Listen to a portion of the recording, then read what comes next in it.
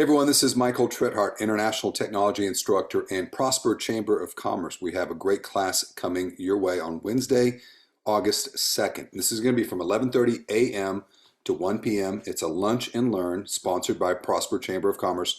And what we're going to be doing is we're going to be going in and talking about ChatGPT, how this is going to affect your business, but more importantly, how this is going to affect your everyday life and the life of your kids and your grandkids and future generations. This is the most powerful tool that we have seen in ages, and we all have access to it. So we need to understand it the right way, the positive way for our business, but for our overall life as well too. So this is going to be a pretty big class. Going to be lots of details in it, and it's going to be an opportunity for you to actually start to apply some of this knowledge right then and there in the lunch and learn. So I will see you guys on Wednesday, August 2nd at Prosper Chamber of Commerce. Thanks.